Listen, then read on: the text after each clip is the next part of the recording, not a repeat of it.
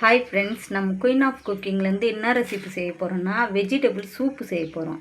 அதுக்கு தேவையான பொருட்கள் பார்ப்போம், வாங்க பார்ப்போம். கேரட், பீன்ஸ், பச்சை பட்டாணி, கோஸு, பொடியாக நறுக்கின பூண்டு, முருங்கைக்கீரை கொஞ்சம்.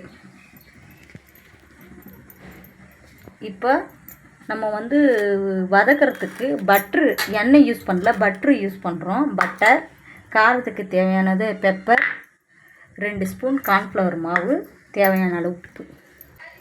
வாங்க எப்படி செய்யுதுன்னு பார்ப்போம். இப்போ அடுப்பில் வானல் வச்சாச்சுங்க. வானல் நல்லா ஹீட் ஆகிடுச்சு. இப்போ நம்ம கொஞ்சோண்டு பட்டர் சேர்க்க போகிறோம்.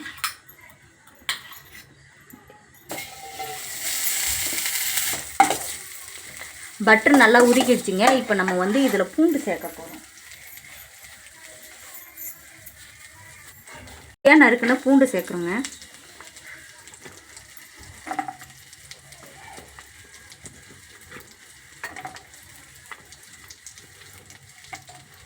பூண்டு பட்டர் நல்லா உருக்கிடுச்சிங்க. பூண்டு சேர்த்து நல்லா வதக்கணுங்க. பச்சை வாசனை போகிற வரைக்கும் வதக்கணும்.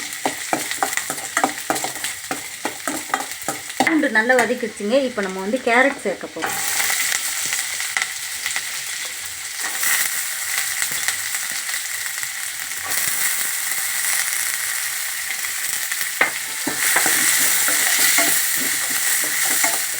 கேரட் நல்லா வதக்கிட்டோம். இப்போ பீன்ஸ் சேர்க்க போகிறோம்.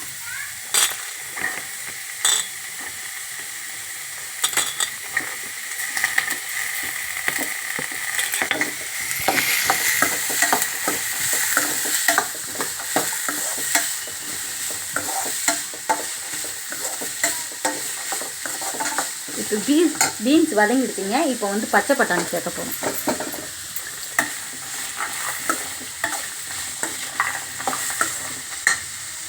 பச்சை பட்டாணி நல்லா வதங்கிடுச்சு. இப்போ முட்டைக்கோசு சேர்க்க போகிறோங்க.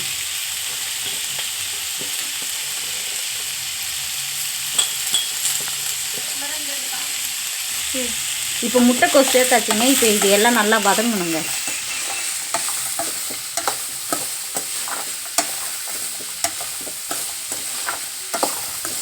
இப்போ இது நல்லா வதங்கியாச்சு. இதில் இப்போ நம்ம உப்பு, தேவையான அளவு உப்பு சேர்க்க போகிறோம்.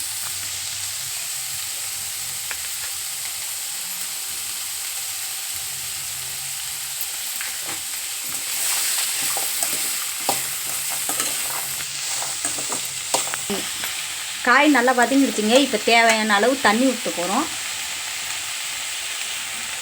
காய் வேகிற அளவுக்கு தண்ணி ஊற்றுறோம்.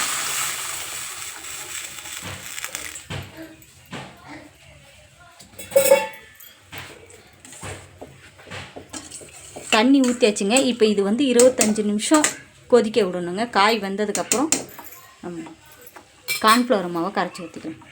25 நிமிஷம் ஆயிடுச்சுங்க. சூப்பு நல்லா கொதிச்சிடுச்சு. இப்போ நம்ம இதில் பெப்பர் சேர்க்க போகிறோங்க. 1 ஸ்பூன் பெப்பரு. இப்போ நம்ம முன்ன முருங்கைக்கீரை சேர்க்கலை, ஏன்னா அது கசப்பு ஏறிடும். அதனால் லாஸ்ட்டில் இறக்குற நேரத்தில் நம்ம இப்போ முருங்கைக்கீரை சேர்க்க போகிறோம். ஒரு 2 கொதி வந்ததுக்கப்புறம் சேர்க்கணும். இப்போ கொத்தமல்லி கொஞ்சம் சேர்த்துக்கிறேங்க. கருவேப்பிலை கொஞ்சம் சேர்த்துக்கிறேன். இப்போ இது நல்லா கொதிக்கணும்.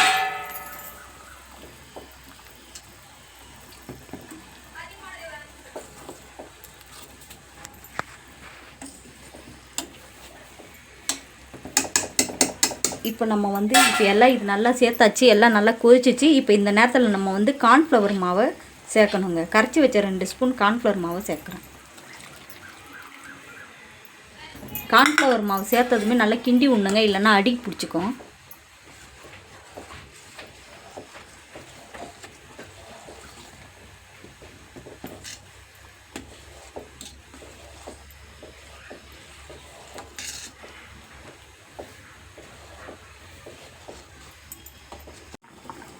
வெஜிடபிள் சூப் ரெடி ஆகிடுச்சுங்க. வாங்க குடிக்கலாம்.